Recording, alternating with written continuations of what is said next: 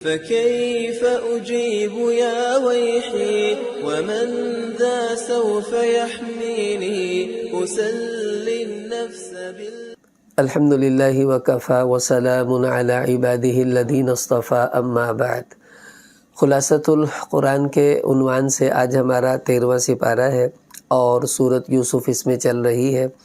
ابتدا وما ابرئ نفسی سے ہے، تو یوسف علیہ السلام پر جب الزام لگا اور اللہ نے ان کو بری کیا تو انہوں نے خود اپنی طرف سے تواضع کے طور پر فرمایا کہ میں اپنے آپ کو بری نہیں سمجھتا، کیونکہ نفس تو ہمیشہ انسان کو غلط کاموں پر ابھارتا ہے، یہ اللہ کا فضل تھا جس نے مجھے اس معاملے سے بری کیا۔ پھر یوسف علیہ السلام نے وہاں پر یہ مطالبہ کیا کہ اجعلنی علی خزائن الارض، کہ مجھے وزیر خزانہ بنا دیا جائے۔ اب ظاہر ہے عہدوں کا مطالبہ تو اچھی بات نہیں، تو علماء فرماتے اصل میں یہ اصول ہے کہ اگر کوئی آدمی سمجھتا ہے کہ مجھ سے بہتر کوئی یہ کام نہیں کر سکتا تو پھر اس کا مطالبہ درست تھا۔ تو اسی لیے یوسف علیہ السلام تو نبی تھے، ان کو اللہ نے جو حکمت دی تھی تو ان کا یہ مطالبہ جائز تھا۔ آگے اس پارے کا دوسرا رکوع ہے یوسف علیہ السلام کے بھائی، چونکہ قحط ہو گیا تو ادھر یعقوب علیہ السلام کے والد تو بہت دور ہیں اور یہ مصر میں ہے، تو وہ وہاں سے بھائی غلہ لینے کے لیے مصر میں پہنچے، تو جب آئے تو انہوں نے ان کو پہچان لیا تو ان کو غلہ بھی دے دیا اور یہ کہا کہ اپنے دوسرے بھائی کو بھی لانا، جو ان کا سگا بھائی تھا یوسف علیہ السلام کا بنیامین، یہ دوسری ماں سے تھے۔ تو انہوں نے کہا کہ ٹھیک ہے ہم آئندہ آئیں گے تو اپنے بھائی کو لائیں گے۔ انہوں نے کہا تب غلہ ملے گا جب بھائی کو لاؤ گے۔ انہوں نے جا کر کہا یعقوب علیہ السلام اپنے ابا جی سے کہ جی وہ اس کو بھیجیں گے تو غلہ ملے گا۔ انہوں نے کہا تم نے پہلے بھی ایک بیٹے کو ایسے ہی کر دیا، اب مجھے ڈر لگتا ہے، تم مجھ سے وعدہ کرو۔ انہوں نے وعدہ کیا، تو پھر انہوں نے نصیحتیں کی کہ تم نے ایک دروازے سے نہیں جانا، کیونکہ سب خوبصورت نوجوان کہیں تمہیں نظر بد نہ لگ جائے، الگ الگ دروازوں سے جانا۔ آگے رکوع نمبر 3 میں پھر یہ بھائی یوسف علیہ السلام کے پاس آگے، انہوں نے اپنے سگے بھائی کو پہچان لیا، اس کو چپکے سے بتا دیا انی انا اخوک، میں تیرا سگا بھائی ہوں یوسف، گھبرانا نہیں ہے۔ اور ادھر غلہ ڈالا اور غلے میں جان بوجھ کر ایک پیالہ بھی رکھ دیا، اور پھر بعد میں پیچھے سے آواز لگائی بھئی تم تو چور ہو۔ وہ کہنے لگے ہم نے کیا چوری کیا ہے؟ کہا بادشاہ کا ایک پیالہ گم گیا ہے، تو جس کے پاس سے وہ پیالہ ملے گا وہ چور سمجھا جائے گا۔ انہوں نے جب تلاشی لی تو چونکہ رکھا تو ہوا ہی تھا، تو وہ بیچ میں سے پیالہ نکل آیا۔ تو انہوں نے یوسف علیہ السلام نے کہا بھی اب ایک اپنے بھائی کو یہاں چھوڑ جاؤ بنیامین کو، باقی تم چلے جاؤ اور یہی تمہاری سزا ہے، بس اب ہم نے اس کو پیالے کے بدلے میں رکھ لیا۔ اب وہ گھبرا گئے کہ بھائی یہ کیا ہوا؟ اب وہ آگے سے کہنے لگے ان یسرق فقد سرق اخ لہ من قبل، کہ اس نے چوری کی ہے، اس سے پہلے اس کے بھائی نے بھی چوری کی تھی۔ اور یوسف علیہ السلام نے دل ہی دل میں یہ بات سنی کہ یہ مجھے ہی چور بتا رہے ہیں، حالانکہ میں نے تو کبھی ایسا کوئی عمل کیا بھی نہیں تھا۔ تو انہوں نے وہ حسد جو دل میں تھا وہ نکالا۔ خیر، تو وہ کہنے لگے ہمارے ابا جی بوڑھے ہیں، آپ کسی اور بھائی کو رکھ لیں، اس کو چھوڑ دیں، ہم تو اس کا وعدہ کر کر لائے تھے، اس کو ضرور واپس لائیں گے۔ یوسف علیہ السلام نے کہا نہیں، جس نے چوری کی ہے میں تو اسے رکھوں گا، چونکہ اس کے سامان سے نکلا میں اسے رکھوں گا۔ وہ ایک ہیلا کر رہے تھے اپنے بھائی کو اپنے پاس رکھنے کا۔ آگے رکوع نمبر 4 میں پھر ان کے بڑے بھائی نے کہا کہ بھائی دیکھو ابا جی سے ہم نے پکا وعدہ کیا تھا، میں تو اب یہاں سے نہیں جاؤں گا، یا تو ابا جی مجھے بلا لیں یا کوئی فیصلہ ہو۔ وہ وہیں بیٹھ گیا اور کہا تم چلے جاؤ۔ اب یہ سب بھائی واپس گئے، انہوں نے جا کر ساری بات بتائی اور یعقوب علیہ السلام پھر روئے، اور اللہ پاک فرما رہے وَابْيَضَّتْ عَيْنَاهُ، رو رو کر ان کی بینائی بھی چلی گئی تھی، اتنا غم تھا ان کو یوسف علیہ السلام کے رونے کا، اور اوپر سے دوسرا بیٹا بھی پھر رہ گیا۔ تو انہوں نے فرمایا کہ دیکھو تم یوسف کو تلاش کرو، گھبراؤ نہیں، اللہ تعالیٰ آسانی فرمائیں گے۔ تو وہ کہنے لگے کہ ابا جی آپ ابھی بھی یوسف کی تلاش میں ہیں؟ تو کہا میں پھر اپنا شکوہ اللہ ہی کو سناتا ہوں، اسی سے شکایت کرتا ہوں۔ جب یہ لوگ وہاں پہنچے اور کہنے لگے بادشاہ سلامت سے یوسف علیہ السلام سے کہ مسنا واہلنا ضر، دیکھو ہمیں بڑی سخت تکلیف پہنچی ہے، ہم تو بڑی تنگی میں ہیں، تو آپ مہربانی کریں ہمیں صدقہ دیں، ہمارا بھائی بھی چھوڑ دیں۔ تو اس وقت پھر یوسف علیہ السلام نے ان سے ساری بات کھل کر دی۔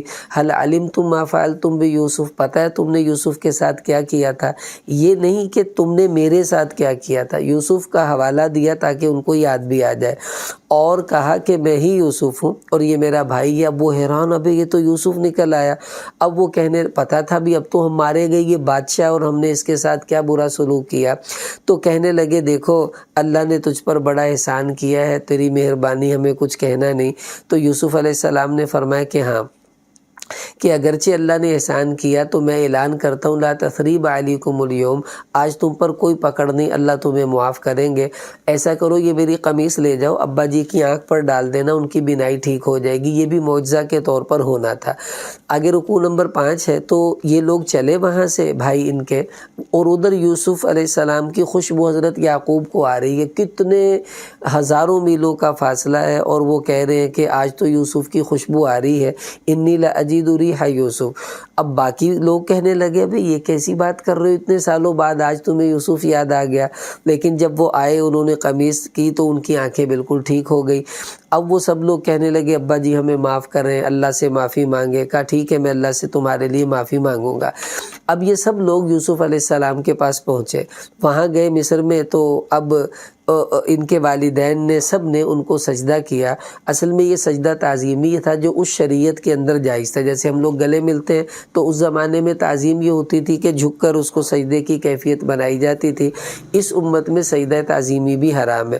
جب ان سب نے سجدہ کیا تو یوسف علیہ السلام نے کہا ھذا تأویل رؤیایا، ابا جی یہ تھی میرے خواب کی تعبیر کہ چاند اور سورج جو تھے وہ آپ ہیں ماں باپ، اور باقی یہ میرے بھائی 11 ستارے ہیں، اور دیکھو آج سب مجھے سجدہ کر رہے ہیں۔ تو یہ تعبیر اللہ تعالیٰ نے ان کی پوری کی۔ پھر یوسف علیہ السلام نے دعا مانگی کہ اللہ آپ نے مجھ پر اتنے انعامات کیے ہیں تو توفنی مسلمہ، مجھے اسلام کی حالت میں موت دیجیے گا اور نیک لوگوں کے ساتھ مجھے ملائیے گا۔ آگے اس پارے کا رکوع نمبر 6 ہے، اور یہ یوسف علیہ السلام کا قصہ ختم ہوگا تو اللہ تعالیٰ نے پھر کچھ نصیحتیں فرمائی ایمان والوں کو کہ دیکھو کہ کتنی بستیاں پہلے گزری، ان پر عذابات آئے، تم ان کو دیکھ کر نصیحت حاصل کرو۔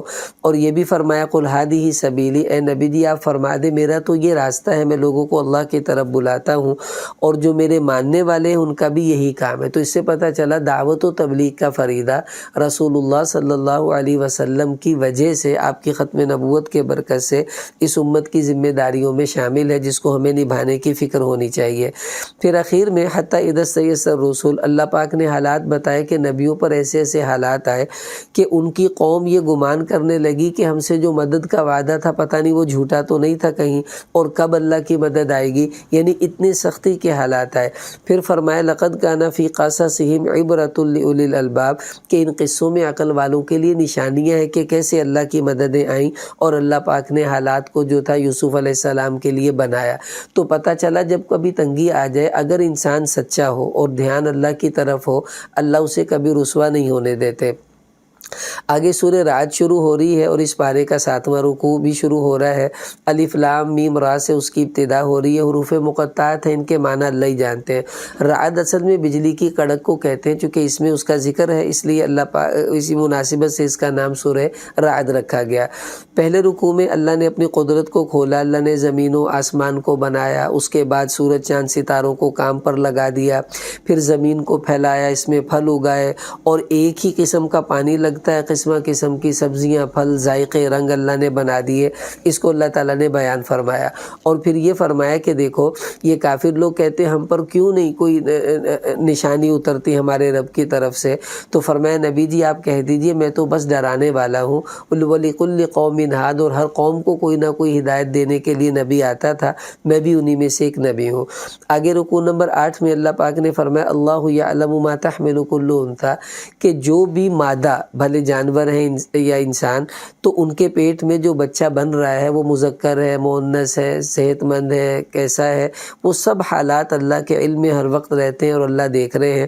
پھر یہ فرمایا کہ لہو معقبات، کے انسان کے ساتھ بھی اللہ کی طرف سے کچھ نگران ہے جو اس کی نگرانی اللہ کے حکم سے کرتے رہتے ہیں۔ اور یہ بھی فرمایا کہ ان اللہ لا یغیر ما بقوم، جب تک کوئی قوم خود اپنے آپ کو بدلنا نہ چاہے اللہ بھی نہیں بدلتے، مطلب طلب ہوگی تو اللہ ہدایت دیں گے نا۔ پھر یہ فرمایا کہ وَيُسَبِّحُ الرَّعْدُ بِحَمْدِهِ، کہ رعد یعنی بجلی کی کڑک، بعض کہتے ہیں یہ فرشتہ ہے کہ وہ فرشتہ کا نام اللہ نے لیا، اور بعض مفسرین فرماتے ہیں اس سے مراد بجلی کی کڑک ہے کہ وہ کڑر جو ہوتی ہے وہ بھی اللہ کی تسبیح ہے جو وہ اپنے انداز میں بیان کی جاتی ہے جس کو ہم لوگ نہیں سمجھتے۔ پھر اس رکوع میں اللہ تعالیٰ نے ایک مثال دی آگے، اور یہ فرمایا کہ دیکھو ہم نے آسمان سے پانی اتارا، جب پانی آتا ہے تو جو خراب چیزیں وہ اوپر آ جاتی ہیں، اور اہم چیزیں پتھر بھاری وہ نیچے رہ جاتی ہیں۔ بالکل اسی طرح جیسا کہ کھوٹ دور کرنے کے لیے آپ کسی سونے کے زیور کو کسی کجی میں ڈالتے ہیں اور وہ نیچے سے آگ دیتے ہیں تو کھوٹ اوپر آ جاتی ہے، سونا نیچے رہ جاتا ہے۔ تو اسی طرح اللہ پاک فرما رہے جب حالات آتے ہیں تو کافر اور مومن کا فرق خود بخود ہو جاتا ہے۔ تو مطلب یہ کہ مومن وہ جمتا ہے اور کافر بالکل ایسے بہہ جاتا ہے جیسے کہ جھاگ بہہ جاتی ہے پانی کے اندر۔ آگے رکوع نمبر 9 شروع ہو رہا ہے، اس میں اللہ پاک نے بڑی عجیب مثال دی، اور وہ مثال یہ ہے کہ جو علم والا ہے اور بغیر علم والا ہے، اللہ پاک فرما رہے کمن ہوا اعمیٰ، جو آدمی ہدایت پر نہیں اور علم والا نہیں وہ ایسے جیسا کہ اندھا، اور علم والا ایسا جیسا کہ بینا۔ تو پتہ چلا اللہ کے ہاں دیکھنے والا اور بینا وہی ہے جس کو اللہ نے علم عطا کیا ہو۔ آگے پھر یہ فرمایا کہ وہ لوگ جو اللہ کے وعدوں کو توڑنے والے ہیں یہ بہت برا کرتے ہیں، مطلب یہ کہ اللہ سے کیا ہوا ایک تو کلمے کا وعدہ، دوسرا اور بھی جو وعدے ہیں ان کو توڑنے والوں کا اللہ پاک نے انجام بیان کیا اور پورا کرنے والوں کی خوبی بیان کی۔ وہ کیا کہ جو اللہ کے وعدوں کو پورا کرتے اور توڑتے نہیں، فرمایا یہ لوگ تو جنت میں جائیں گے، اور وہاں پر اللہ تعالیٰ ان کے ماں باپ کو، ان کے اولادوں کو، ان کے رشتہ داروں کو اکٹھا کریں گے اور فرشتے ان کو سلامتی دن رات بھیجتے رہیں گے۔ اور جو توڑنے والے ہیں اللہ کے وعدوں کو، فرمایا اولئک لہم اللعنہ، ان پر اللہ کی طرف سے لعنت برسے گی اور یہ لوگ دوزخ میں جائیں گے۔ آگے رکوع نمبر 10 شروع ہو رہا ہے، اس میں اللہ تعالیٰ نے یہ بیان فرمایا کافروں کے بارے میں کہ وہ تو یہ کہتے تھے ہم پر کوئی اللہ کی طرف سے اہم نشانی اترے، تو اللہ پاک نے فرمایا دیکھو تم اتنی نشانیاں نہیں مانے تو اور ہم کیا اتریں گی، قرآن میرا نبی اس سے بڑھ کر اور کیا نشانی ہوگی۔ پھر یہ فرمایا کہ جو دلوں کا سکون ہے، الا بذکر اللہ تطمئن القلوب، وہ اللہ کے ذکر سے ہی ملے گا۔ اور ظاہری سی بات ہے یہ سکون ایسی چیز ہے جس کو خریدا نہیں جا سکتا، پیسوں سے راحتیں تو لے سکتا ہے بندہ، سکون نہیں لے سکتا۔ آگے فرمایا کہ قیامت میں یہ لوگ مطالبے جو کر رہے ہیں حضور علیہ السلام سے، اللہ پاک نے فرمایا کہ اگر پہاڑ بھی چلے اور زمین کے ٹکڑے بھی ساتھ چلیں اور یہ مردے اٹھ کر بول بھی پڑے بھی یہ سچا نبی، تب بھی نہیں مانیں گے۔ کیوں؟ یہ ڈھیٹ ہو چکے ہیں، انہوں نے نہ ماننے کا عزم کیا ہوا ہے۔ آگے رکوع نمبر 11 ہے، اس میں اللہ تعالیٰ نے فرمایا کہ پہلے جو رسول تھے ان سے بھی بہت بہت مذاق کیے گئے، لیکن ہم نے مہلت دی کافروں کو اس وقت بھی، اے نبی جی آپ سے بھی جو اونچ نیچ ہو رہی ہے ہم نے ان کو مہلت دی ہے، شاید یہ لوگ ایمان لے آئیں، آپ صبر سے کام لیجئے۔ پھر اللہ پاک نے فرمایا کہ وہ جنت جس کا تقوی والوں سے وعدہ کیا گیا اس کی صفات یہ ہے کہ اس کے نیچے نہریں بہہ رہی ہیں، سائے ہیں اس کے اندر۔ اور پھر یہ بھی فرمایا کہ آگے رکوع نمبر 12 اس سورت کا آخری رکوع ہے، اس میں اللہ تعالیٰ نے فرمایا کہ ہم نے جتنے بھی رسول پہلے بھیجے ان کی بیویاں تھیں، ان کے بچے تھے، مطلب کافر کہتے تھے یہ تو ہماری طرح کے انسان ہیں، کوئی فرشتے ہونے چاہیے۔ تو اللہ پاک نے فرمایا پچھلے نبی بھی ایسے ہی تھے، ان کی بیویاں تھیں، بچے تھے، مطلب وہ بھی انسان تھے، اور انسان ہونا یہ خوبی ہے، یہ کوئی عیب نہیں ہے۔ اور یہ مطالبہ کہ کوئی فرشتہ ہونا چاہیے یہ مطالبہ بھی فضول ہے۔ پھر آخر میں کافروں کا قول نقل کیا، وہ یہ کہتے تھے حضور کو کہ لستا مرسلہ، کہ آپ رسول نہیں، تو اللہ پاک نے فرمایا کہ نہیں یہ میرے سچے رسول ہیں، اللہ ہی اس گواہی کے لیے کافی ہے۔ آگے سورہ ابراہیم شروع ہو رہی ہے، اس پارے کا 13واں رکوع بھی ہے۔ ابراہیم علیہ السلام کے نام پر اس سورت کا نام رکھا گیا کیونکہ ان کا ذکر اس سورت کے اخیر میں جو ہے وہ آئے گا۔ تو اس سورت ابراہیم کی ابتدا الف لام را سے ہو رہی ہے، حروف مقطعات ہیں، اس کے معنی اللہ ہی بہتر جانتے ہیں۔ تو اس میں اللہ تعالیٰ نے موسیٰ علیہ السلام اور حضور علیہ السلام کی بعثت کا فرق بتایا۔ موسیٰ علیہ السلام کے بارے میں فرمایا ان اخرج قومک من الظلمات الی النور، کہ آپ اپنی قوم کو اندھیروں سے روشنی کی طرف لائیں، اور حضور کو فرمایا لتخرج الناس من الظلمات، کہ آپ پوری دنیا کے انسانوں کو اندھیرے سے روشنی کی طرف لائیں گے۔ تو پتہ چلا ہمارے نبی کی بعثت پورے عالم کے لیے اور یہ آپ کی فضیلت بھی ہے۔ اور پھر اللہ پاک نے یہ بھی فرمایا کہ ہم نے پہلے جس نے رسول بھیجے بلسان قومی ہی، وہ اپنی قوم کی زبان میں ہی آئے تھے اور ان کو دین سمجھاتے تھے، کیونکہ اپنی زبان میں بات کو سمجھنا زیادہ آسان ہوتا ہے۔ آگے اس سپارے کا رکوع نمبر 14 شروع ہو رہا ہے۔ اللہ پاک نے فرمایا، اس میں فرمایا کہ ضابطہ بتایا لئن شکرتم کہ اگر تم شکر کرو گے اللہ تمہاری نعمتوں کو بڑھائیں گے، اور ناشکری کرو گے تو پھر اللہ کی سختی آ جائے گی۔ تو پتہ چلا شکر اللہ کو پسند بھی ہے اور ایمان والوں سے مطلوب بھی ہے۔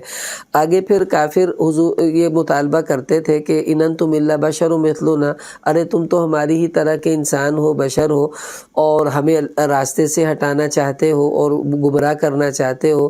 تو انبیاء یہ کہتے تھے، سب انبیاء، کہ ان نحن الا بشر مثلکم، کہ ہاں ہم تمہاری ہی طرح کے انسان ہیں، ولکن اللہ یمن علی من یشاء، لیکن اللہ نے ہمیں وحی دی ہے اور یہ وحی دے کر اللہ جس پر چاہیں احسان کر سکتے ہیں۔ تو یہ مطالبہ کہ نبی کوئی انسانوں سے الگ مخلوق ہونی چاہیے، یہ درست نہیں تھا۔ کیوں کہ نبی کو نمونہ بننا ہے۔ فرشتہ تو کھائے گا نہیں، پیے گا نہیں، سوئے گا نہیں، شادی نہیں کرے گا، کاروبار نہیں کرے گا، تو پھر وہ نمونہ کیسے بنے گا؟ اس لیے انبیاء کو انسانوں ہی کے اندر بھیجا گیا۔ آگے 15واں رکوع شروع ہو رہا ہے، اس میں کافروں نے نبیوں سے یہ کہا، ہم تمہیں اپنے شہروں سے نکال دیں گے یا تو تم واپس ہمارے دین میں آ جاؤ۔ تو اللہ پاک فرما رہے کہ ہم نے ایسے ظالموں کو پھر ہلاک کیا اور ان کا انجام بتایا کہ دوزخ میں جائیں گے اور ان کو کھولتا ہوا پانی دیا جائے گا، پیپ دی جائے گی، گھونٹ گھونٹ کر کے اسے نگلیں گے اور پورا اچھی طرح اس کو نگل بھی نہیں پائیں گے۔ اور پھر یہ بھی مثال دی کہ کافروں کے اعمال کی مثال ایسے جیسے کوئی راکھ پڑی ہوئی ہو اور ایک دم اندھیری آئے اور وہ راکھ اڑ جاتی ہے، کچھ نہیں بچتا۔ اسی طرح فرمائے یہ اپنے اعمال اکٹھے تو کرتے ہیں لیکن کفر کی اندھیری چلتی ہے تو ان کے سب اعمال برباد ہو جاتے ہیں۔ آگے اس پارے کا 16واں رکوع ہے، اس میں شیطان کا وہ مکالمہ ہے جو قیامت میں لوگوں سے وہ کرے گا۔ لوگ کہیں گے بھی تو دوزخ میں ہمیں لے آیا، تو شیطان کہے گا کہ بھائی میری تم پر کوئی زبردستی تو نہیں چلتی تھی کہ میں تمہیں کھینچ کر لایا، میں نے تو ترغیب دی، تم میری بات پر آگے، تم نے خود اپنے اوپر ظلم کیا، مجھے ملامت نہ کرو، خود کو ملامت کرو۔ پھر اللہ تعالیٰ نے مثال دی کہ کلمۃ طیبہ، لا الہ الا اللہ کی مثال دی کہ ایک ایسا پاکیزہ درخت جس کی جڑ مضبوط، شاخیں اونچی ہیں، تو اسی طرح کلمے کی جڑ مومن کے دل میں اور اس کی شاخیں جنت میں چلی جاتی ہیں۔ اور جو خبیث کلمہ یعنی کلمہ کفر کی مثال ایسے دی جیسا کہ کوئی ہلکا سا سبزی وبزی کا کوئی پودا ہوتا ہے چھوٹا سا، تو اس کی کوئی جڑ بھی مضبوط نہیں ہوتی، تھوڑی سی انگلی لگے اور وہ وہیں گر جاتا ہے۔ تو کفر اتنا کمزور اور ایمان اتنا مضبوط ہوتا ہے۔ آگے رکوع نمبر 17 شروع ہو رہا ہے، اس میں اللہ تعالیٰ نے یہ فرمایا کہ جنہوں نے اللہ کی نعمتوں کو تبدیل کیا، یعنی ایمان کی دولت کو چھوڑ کر کفر اختیار کیا، ان کو تو ہم دوزخ میں ڈالیں گے اور وہ بہت بری جگہ ہے۔ پھر یہ فرمایا نبی جی آپ میرے بندوں سے کہہ دیجئے کہ وہ نماز قائم کریں، ایمان لائیں اور ہمارے دیے ہوئے میں سے خرچ کریں، اعلانیہ بھی چھپ کر بھی، اس دن کے آنے سے پہلے جس دن نہ کوئی خرید و فروخت ہو سکے گی اور نہ کوئی دوستی کام آئے گی۔ پھر اللہ پاک نے کچھ اپنی قدرت کی آیات کو بیان کر کر فرمایا وَإِن تَعُدُّوا نِعْمَةَ اللَّهِ لا تحصوها، اے میرے بندو تم اپنے اللہ کی نعمتوں کو گننا بھی چاہو تو گن نہیں سکتے، شکر کیسے ادا ہوگا؟ اتنی کروڑوں نعمتیں اللہ کی لا تعداد بندوں پر برس رہی ہیں۔ آگے رکوع نمبر 18 ہے، اس میں ابراہیم علیہ السلام کا قصہ ہے۔ انہوں نے بیت اللہ تعمیر کیا اور اپنے بیوی بچوں کو وہیں پر چھوڑ دیا، اسماعیل علیہ السلام، اماں ہاجرہ کو، تو اس کا ذکر فرمایا۔ انہوں نے پھر یہ کہا کہ بواد غیر ذی زرع، کہ یا اللہ میں ایسی وادی میں اپنے بچوں کو چھوڑ رہا ہوں، گھر والوں کو، جہاں پر کھیتی نہیں ہے۔ اب اللہ تو انہیں نماز کی توفیق عطا فرما، لوگوں کے دل بیت اللہ کی طرف پھیر دے، ان کو پھلوں کا رزق دے۔ سب دعائیں اللہ نے قبول فرمائی۔ اور پھر اخیر میں وہ بڑی پیاری دعا ہے رب اجعلنی مقیم الصلاۃ ومن ذریتی، کہ اللہ مجھے بھی نماز کا پابند بنا، میری اولاد کو بھی بنا، اور میری دعا قبول کر، میرے ماں باپ کی، میری، سب ایمان والوں کی مغفرت فرما۔ تو اس دعا کو ہمیں بھی یاد کرنا چاہیے۔ آگے اس پارے کا آخری رکوع، رکوع نمبر 19 ہے، اس میں اللہ تعالیٰ نے فرمایا کہ یہ جو ظالم لوگ ہیں یہ مت سمجھے کہ ہم ان سے غافل ہیں، انما یؤخرہم، ہم نے ان کو مہلت دے رکھی ہے قیامت تک کی، کہ ٹھیک ہے یہ کرتے رہیں، پھر قیامت میں ہم ان سے اس کا پورا بدلہ جو ہے وہ خود لے لیں گے۔ اور پھر یہ بھی فرمایا کہ یہ جو وقد مکروا مکرہم، کہ انہوں نے بڑی بڑی تدبیریں کی، اور اللہ کی بھی اپنی تدبیر تھی، اور ایسی ایسی تدبیریں تھیں ان کی کہ پہاڑوں کو ہلا رکھنے کے برابر تھیں، لیکن اللہ نے وہ سب تدبیروں کو ناکام کیا اور کفر کو اللہ نے جو ہے وہ زیر کر دیا۔ پھر یہ فرمایا یوم تبدل الارض، کے قیامت کے قریب یہ زمین بدل جائے گی دوسری زمین سے، آسمان بھی بدل جائے گا، نئی زمین آئے گی جس پر کوئی اللہ کی نافرمانی نہیں ہوگی، اور اسی پر لوگوں کا حساب کتاب شروع ہوگا۔ اور اخیر میں کافر لوگوں کا انجام بیان کیا کہ وہ زنجیروں میں جکڑے ہوئے ہوں گے اور ان کے کپڑے جو ہیں وہ تارکول کے ہوں گے، آگ ان کو پکڑ رہی ہوگی اور وہ بیچارے اس طرح پریشان ہوں گے۔ پھر فرمایا ھذا بلاغ للناس کہ یہ قرآن ایک پیغام ہے جسے لوگوں تک پہنچانا ہے اور لوگوں کو اس سے ڈرانا مقصود ہے۔ بہرحال یہ اس پارے کا خلاصہ تھا، جو احکامات تھے۔ اللہ تعالی ہمیں ان پر عمل کرنے کی توفیق عطا فرمائے۔